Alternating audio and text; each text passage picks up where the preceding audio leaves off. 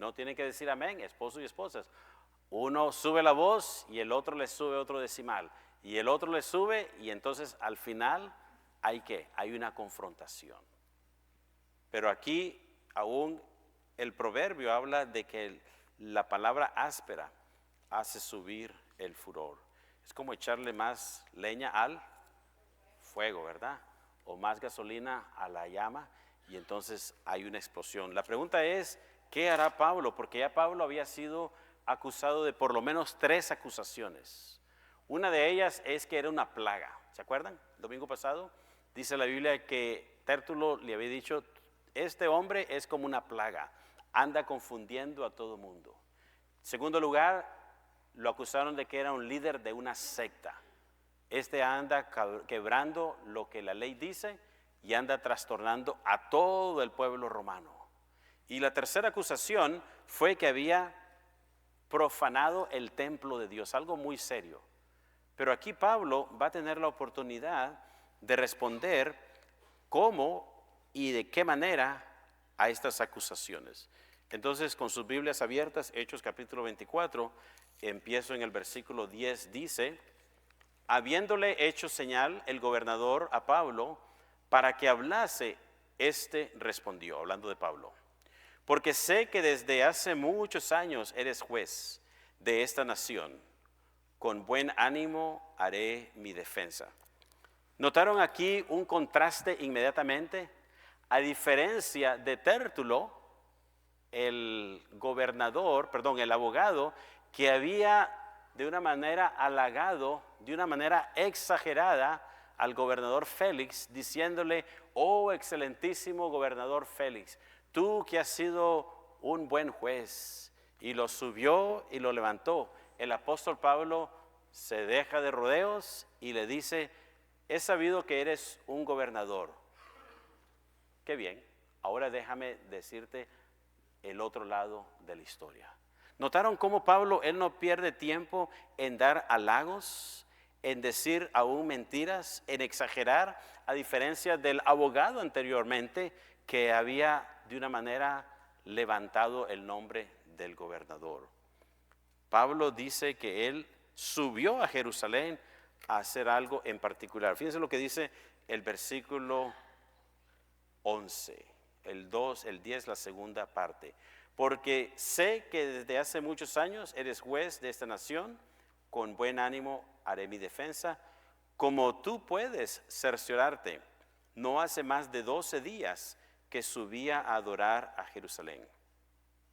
Y no me hallaron disputando con ninguno, ni amontonando a la multitud, ni en el templo, ni en las sinagogas, ni en la ciudad. ¿Notaron cómo Pablo, de una manera sistemática, ordenada, clara, concisa, al punto, está refutando cada punto? Ustedes son testigos. Ni me he levantado como líder, ni he disputado, ni he contradecido lo que se dice en la palabra. Ustedes son testigos. Ustedes me vieron que hace 12 días yo llegué a Jerusalén.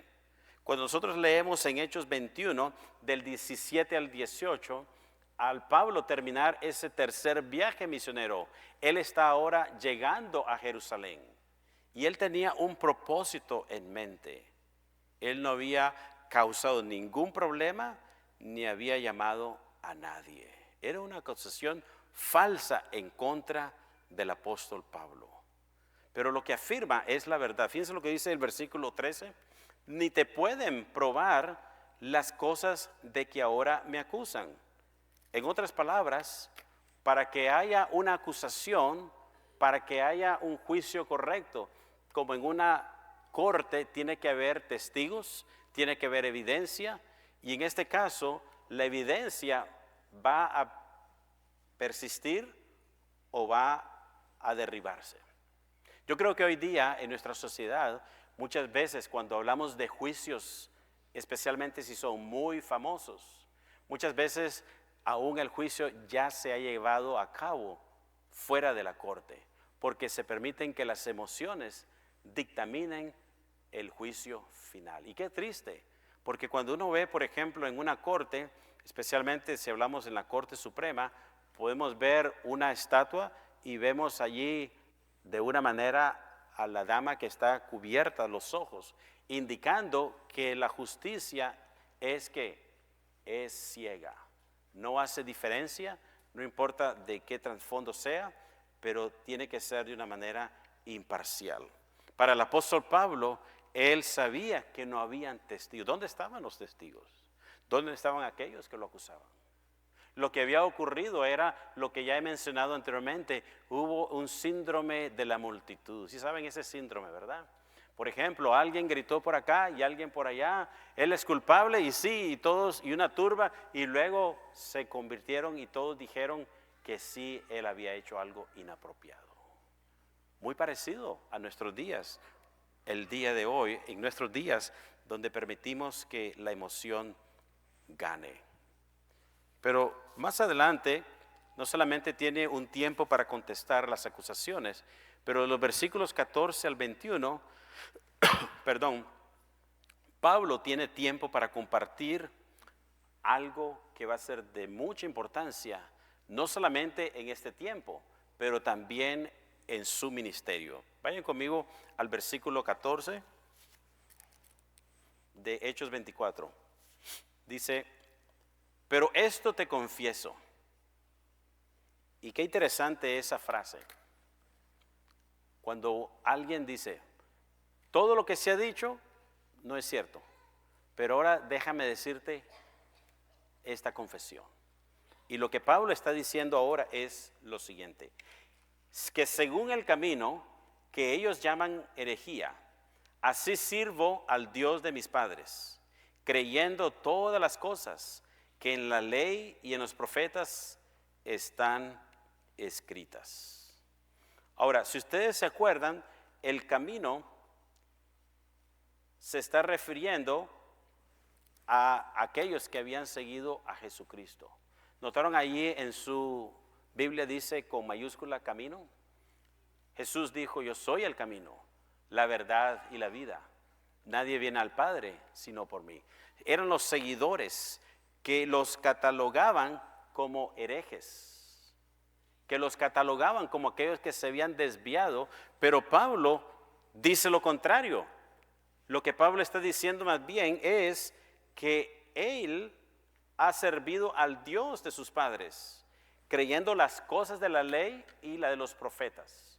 Ahora, si ustedes se acuerdan, cuando hablamos de la Biblia de los judíos, ellos van a tener tres partes: los profetas, las historias y luego lo que vendría siendo más acerca de la ley o vendría siendo otros libros que componen como libros de poéticos. Lo que Pablo está diciendo aquí es que él ha seguido lo que el Torá, en otras palabras, lo que los 5 libros de la Biblia ha dicho. Ha seguido las instrucciones de los profetas. En otras palabras, él no ha cambiado, no ha transgiversado, no ha de una manera hecho alguna enseñanza que vaya en contra de la palabra de Dios. Pero eran los saduceos, aquellos que no creían en la resurrección, que tenían un problema con el apóstol Pablo. Pablo afirmó la palabra de Dios, pero también Pablo afirmó la esperanza de la resurrección. Fíjense lo que dice el versículo 15 de Hechos 24. Teniendo esperanza en Dios, la cual ellos también abrigan, de que ha de haber resurrección de los muertos, así de justos como también de injustos. Ahora, es muy importante detenernos por un momento y ver lo que Pablo está diciendo aquí, porque aquí yo creo que hay mucha teología, mucha enseñanza que no podemos pasar desapercibido. Vayan conmigo al Evangelio de Juan capítulo 5, el versículo 28 y versículo 29. Las palabras de nuestro Señor Jesucristo, Juan capítulo 5, versículos 28 y versículo 29.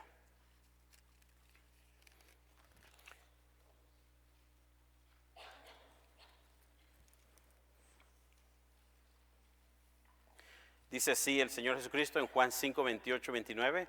No os maravilléis de esto, porque vendrá hora cuando todos los que están en los sepulcros oirán su voz, y los que hicieron lo bueno saldrán a resurrección de vida, mas los que hicieron lo malo a resurrección de condenación.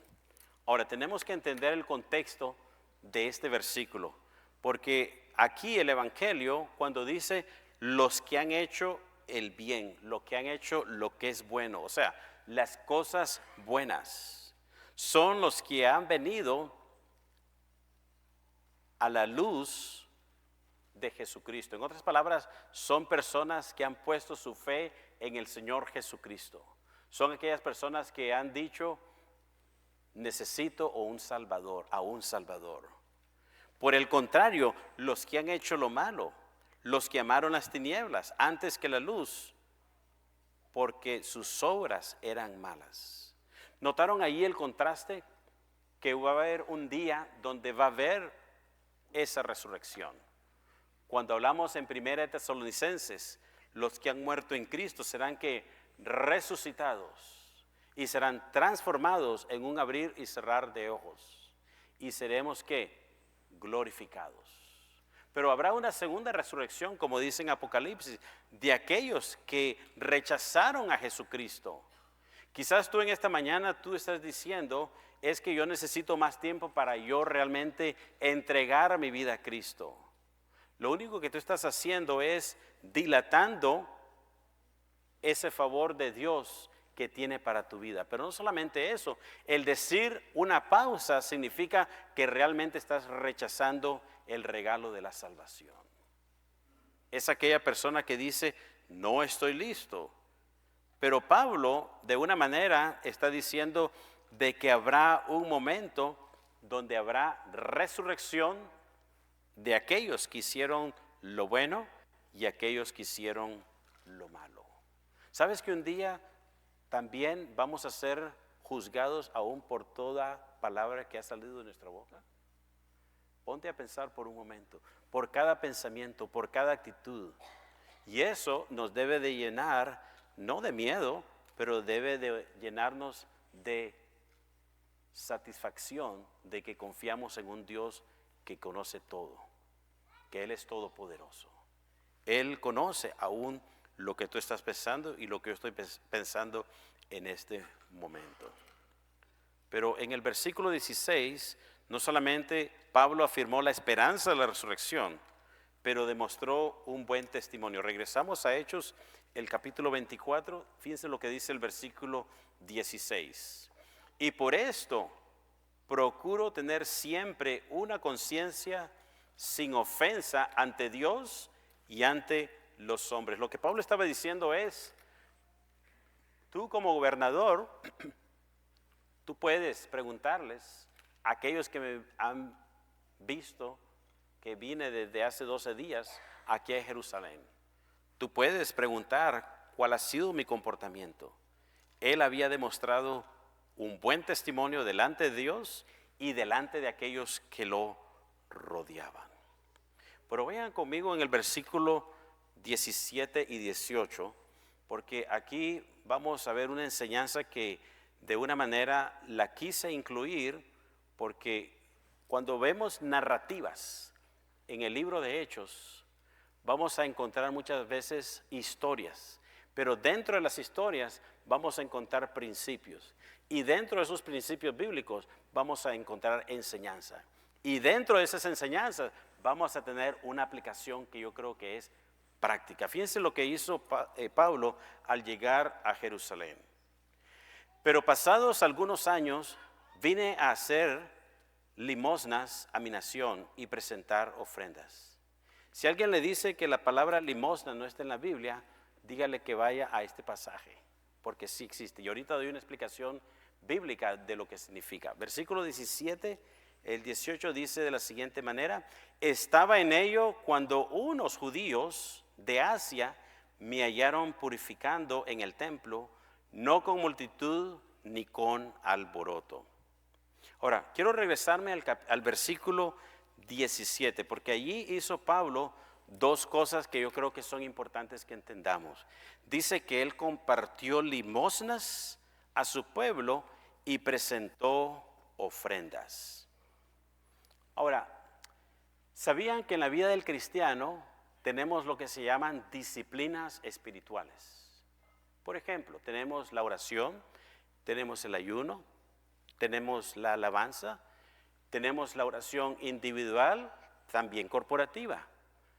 Pero hay una disciplina que yo creo que muchas veces podemos pasar sobre nuestra cabeza, y es las ofrendas o los diezmos. Ahora, ¿qué dice la Biblia acerca del dar? Porque yo creo que es un tema que muchas veces, y yo se los digo, aún estando detrás de un púlpito, uno dice, híjole, ojalá que no haya un malentendido, especialmente si usted nos visita, donde es una iglesia que solamente de eso se está predicando. Ese no es el objetivo. Pero vamos a ver lo que la palabra de Dios dice acerca del creyente. Vayan conmigo a Malaquías capítulo 3, versículos del 8 al 12. Porque Pablo, cuando él dice que él llegó a Jerusalén, él había dado limosnas y había dado ofrendas. Y ahorita les compruebo por qué es bíblico ese término, que aún yo, teniendo la oportunidad de tener un diccionario que está en el original, aún la palabra limosnas es la palabra griega que la traducimos al español limosna. Pero vamos a ver tres tipos de ofrendas que habla la palabra de Dios. El diezmo, por ejemplo, es el 10% de nuestros ingresos para ser dados a la iglesia local. Ahora, yo he escuchado muchas veces cuando hay personas que dicen, es que yo voy a dar mi diezmo con mi tiempo. Como dicen en inglés, nice try. Eso no funciona. 10%, cuando hablamos bíblicamente, estamos hablando de ese ingreso que tú has recibido. Si son $10, es $1, y ustedes hacen la matemática. Pero ¿qué pasó con el pueblo de Israel? Algo muy serio ocurrió con el pueblo de Israel. Fíjense lo que dice Malaquías 3, del 8 al 12. Pregunta, ¿robará el hombre a Dios? Pues vosotros me habéis robado. Y dijisteis, ¿en qué te hemos robado? ¿Notan cómo el pueblo de Israel había robado a Dios? Algunos dicen, es que el diezmo es del Antiguo Testamento y es de la ley, y yo diría corrección, porque Melquisedec, ese sumo sacerdote que ofreció ese 10%, fue antes que la ley fue escrita.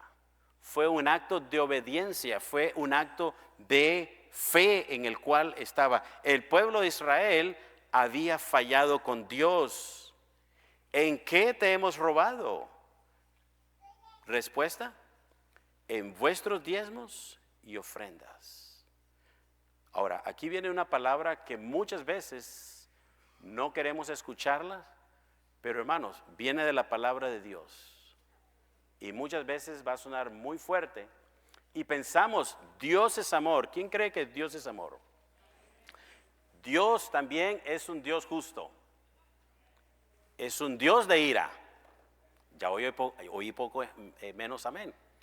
Pero Dios es un Dios, es el mejor que vendría siendo, es el mejor que el IRS. Porque Él te pone una cantidad allí de 10%. Pero si tú tienes un negocio alto, tienes una compañía, es muy probable que vas a pagar más del 25 o 30% por tener tu propio negocio. Pero fíjense lo que dice el versículo 9. Malditos sois con maldición, porque vosotros, la nación toda, me habéis robado. Eso es fuerte, hermanos. Ahora, si tú nos visitas por primera vez, aquí estoy hablando de aquella persona que ha venido al conocimiento de Cristo, aquel que es miembro de Nueva Vida, de la iglesia local, en el cual no estamos diciendo que aun cuando fue para Israel, no es aplicable para nosotros. Es como los 10 mandamientos, no mataréis, no mataréis. Oh, pues eso es para Israel, no es aplicable para mí, por lo tanto voy a matar. ¿Hace lógica eso? De ninguna manera. Ahora, dice el versículo 10, traed todos los diezmos al alfolí, y haya alimento en mi casa. Y probadme ahora en esto, dice Jehová de los ejércitos, si no os abriré las ventanas de los cielos y derramaré sobre vosotros bendición ¿Hasta cuándo? Hasta que sobreabunde. ¿Notaron la lluvia el día de ayer? Yo casi en vez de venir en un carro venía en un bote, porque la lluvia era grande, o sea, el agua tuvieron que cerrar varias calles, Shiloh, Júpiter, sobreabunde. Yo creo que muchas veces se está viviendo de cheque en cheque porque no hemos sido fieles al Señor con ese 10%. Muchas veces estamos viviendo de una manera muy apretados porque no se ha sido fiel al Señor.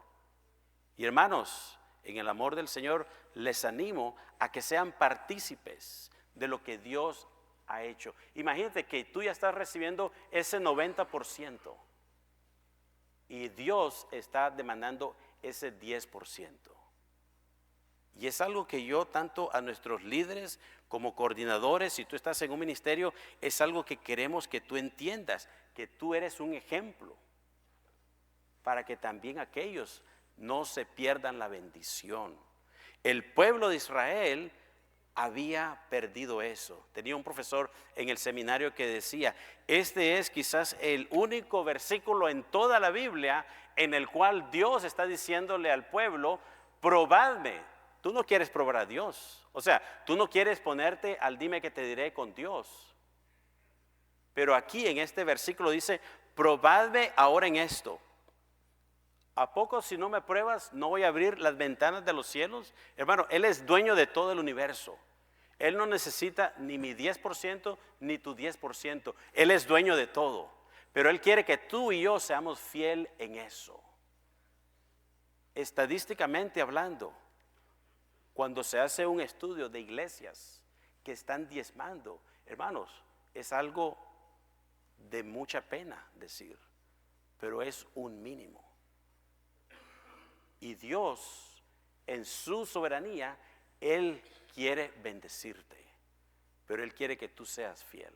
Yo sé que muchas veces no queremos escuchar eso porque yo sé que puede causar algún tipo de controversia, pero déjame decirte que la palabra de Dios no es controversia.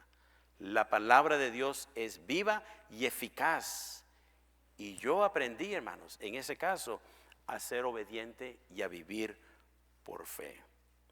Dice el versículo 11, reprenderé también por vosotros al devorador, y no os destruirá el fruto de la tierra, ni vuestra vid en el campo será estéril, dice Jehová de los ejércitos.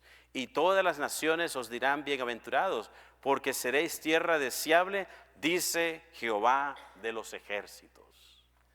Fíjense que no solamente usted va a tener la bendición de ser fiel en ese 10%, pero ahora va a ser testimonio para aquellas personas que están alrededor suyo. Y decir, wow, qué bendición, ¿verdad? Pero usted puede tener un testimonio y decir, yo he sido fiel al Señor con esto. Y el Señor me ha bendecido. Pero hay una segunda línea o segundo tipo de dádiva que se da al Señor y son las ofrendas. Miren lo que dice 1 Corintios capítulo 16, versículos del 1 al 2. 1 Corintios 16, del 1 al 2.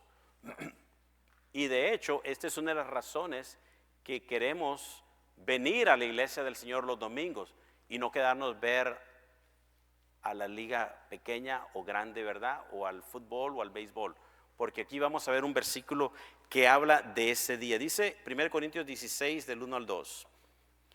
En cuanto a la ofrenda para los santos, haced vosotros también de la manera que ordené en las iglesias de Galacia.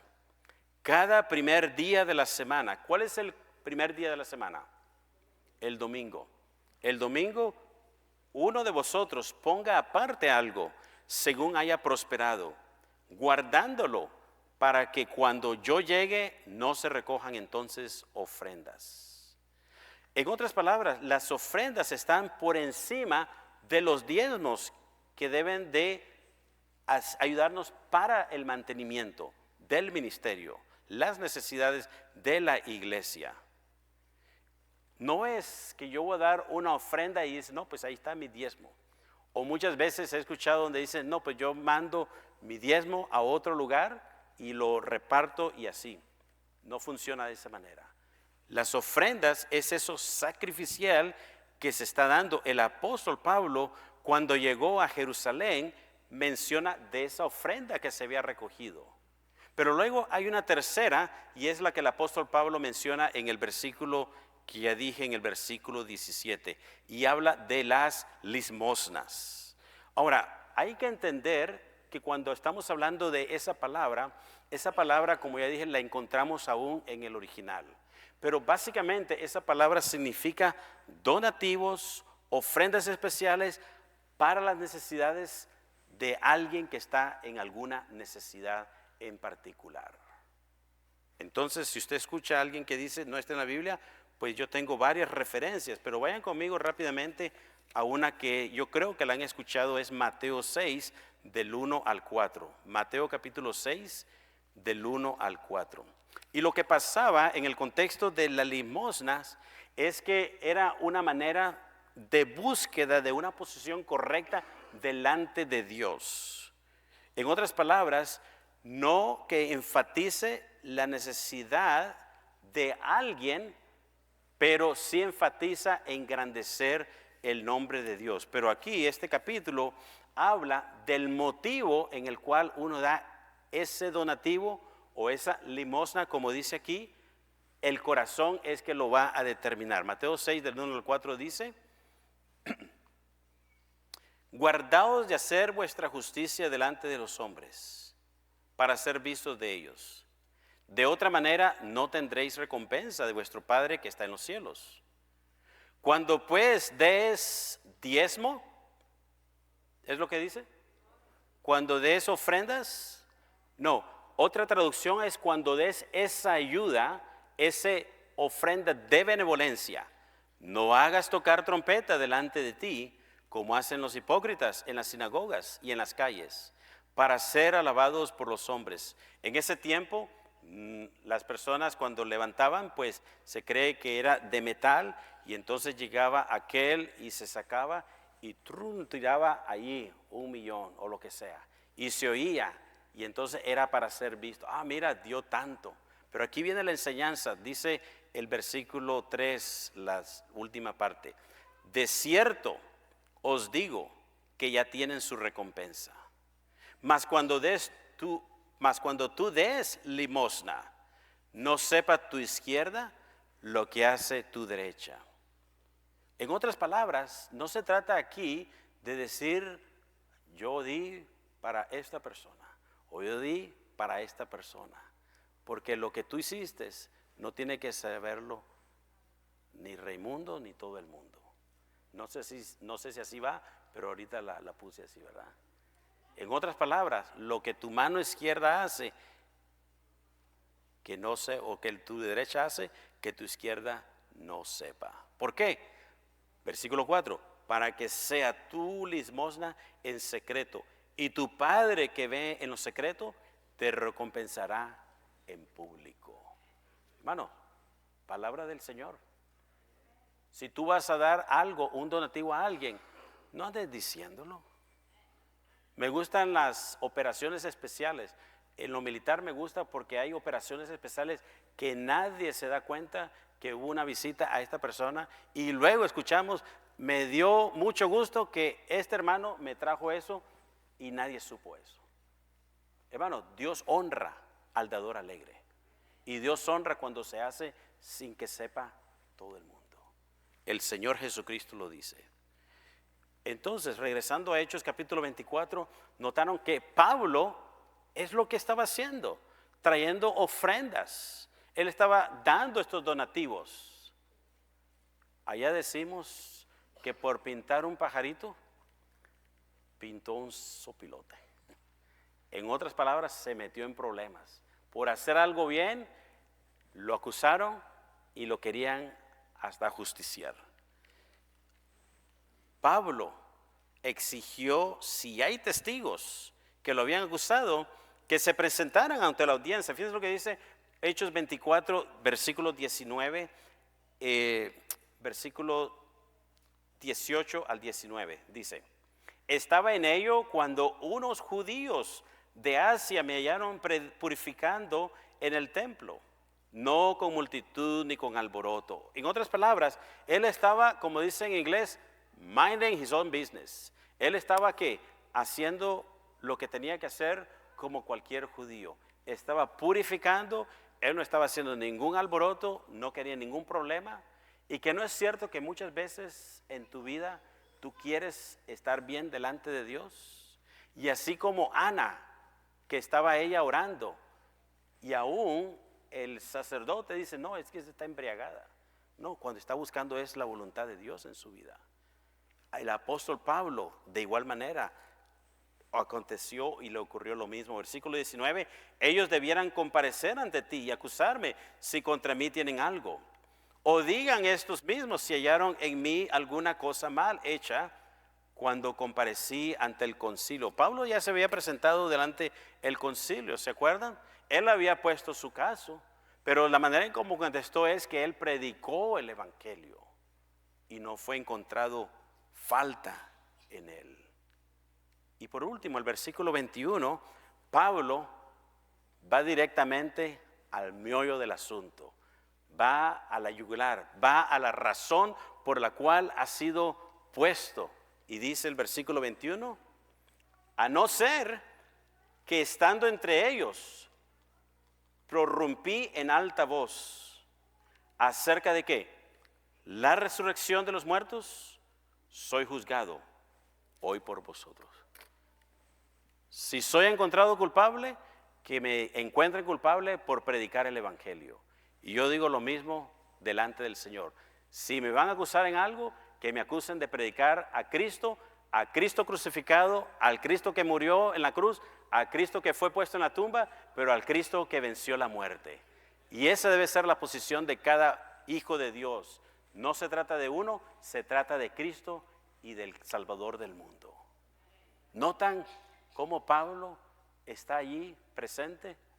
Me acuerdo de Martín Lutero cuando él fue llevado y entonces él dijo, en esta verdad me quedo, y él había creído que él estaba en lo correcto porque la palabra de Dios era lo que dictaba su vida.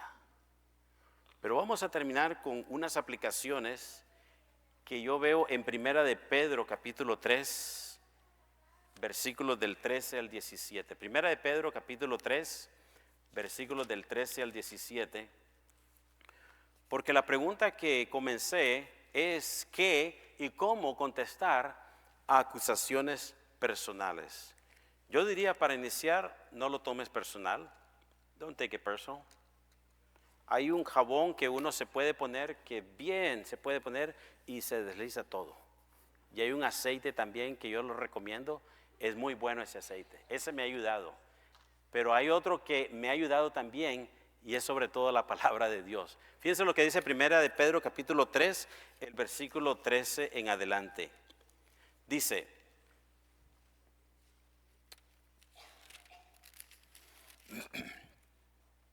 ¿y quién es aquel que os podrá hacer daño si vosotros seguís el bien?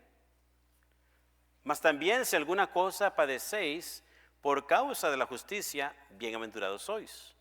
Por tanto, no os amedrentéis, no por temor de ellos, ni os conturbéis.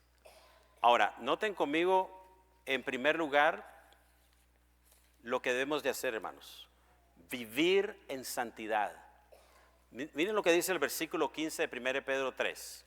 Si no, santificad a Dios el Señor en vuestros corazones. La santificación es un proceso muy importante de nosotros actualmente. Cada uno de ustedes, cada uno de nosotros que ha venido a Cristo, ese proceso se le llama santificación. ¿Qué significa eso? Que estamos bajo construcción, que vamos a regarla, que vamos a cometer errores, pero nos vamos pareciendo más a Cristo. Menos de mí, más de Cristo. El hombre va menguando, Jesucristo va exaltándose. Santificación progresiva.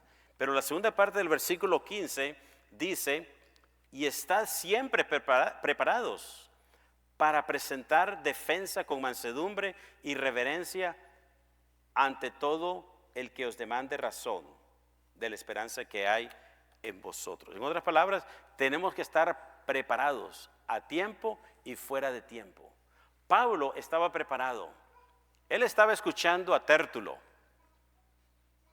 la acusación. Él dijo, habla todo lo que quieras. Yo voy a tener mi tiempo. Hermanos, todo tiene su tiempo. Y cuando Pablo abrió la boca, él dijo de una manera objetiva y clara, esto y esto es verdad, esto no es verdad.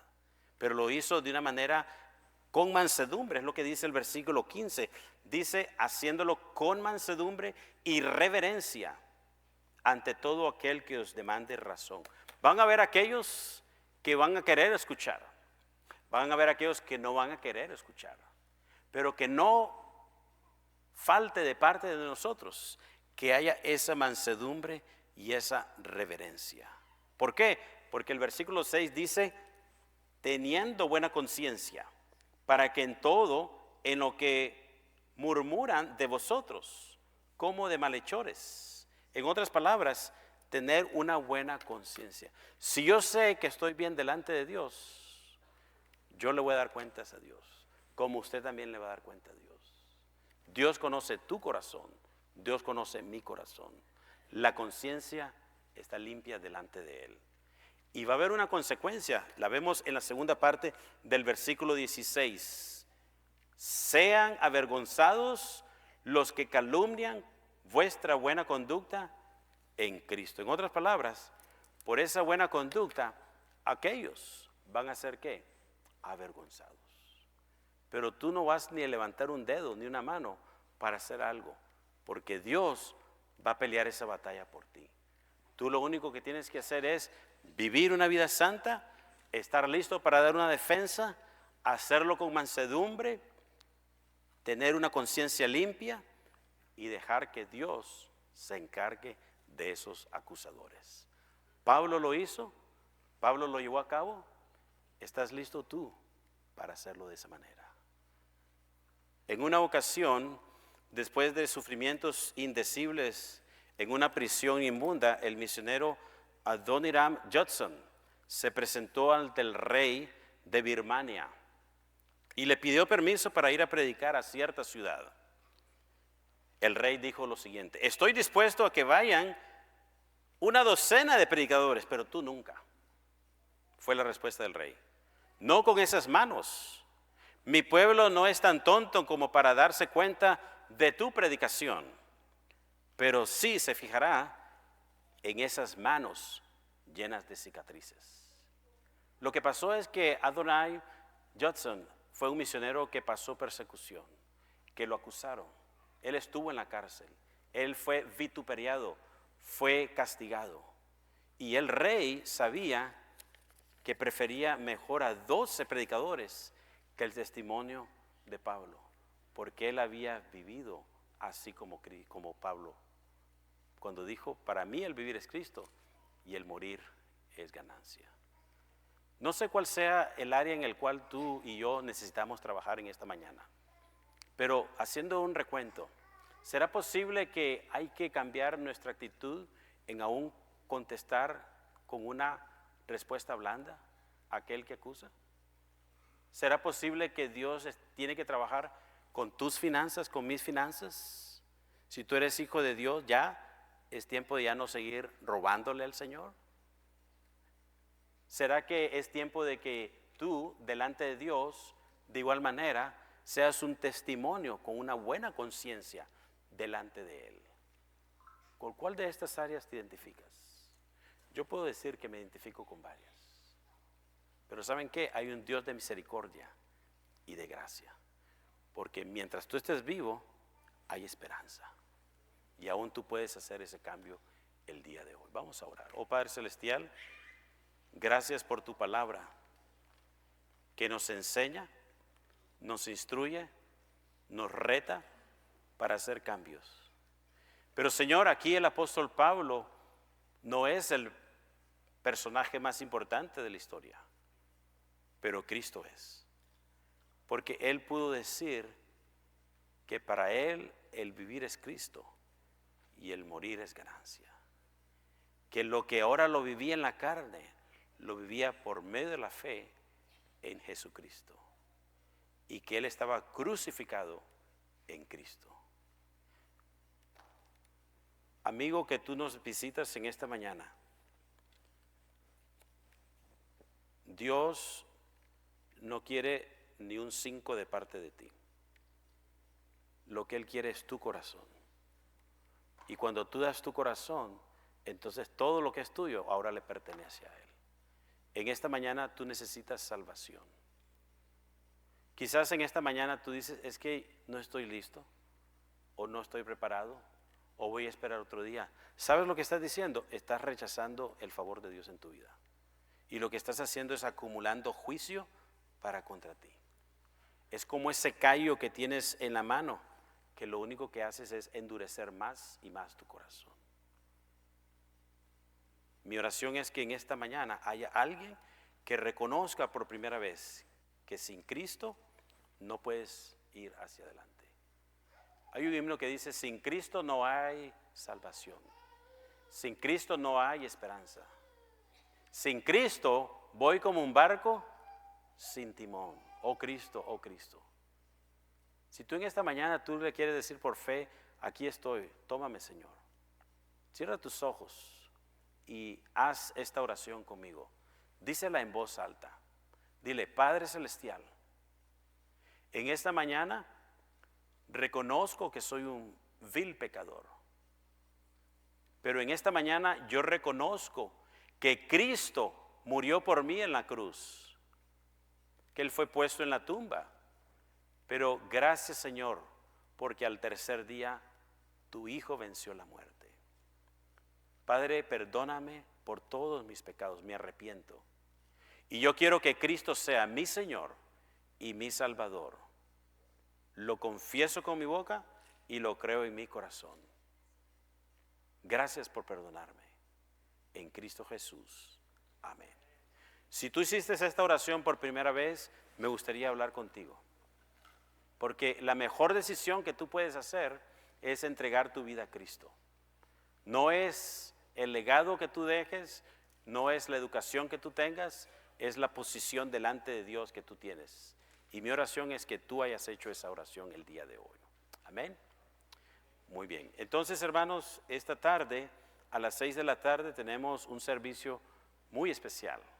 Todos son especiales, pero hoy vamos a ser testigos de cómo Dios en Efesios 4, 11 y 12 dice, algunos llamó a pastores, a otros a profetas, a otros pastores, maestros, evangelistas, para la edificación de su cuerpo. Y hoy vamos a tener la ordenación de un pastor asociado y también de 6 diáconos. Así es que si usted es miembro de Nueva Vida, queremos que usted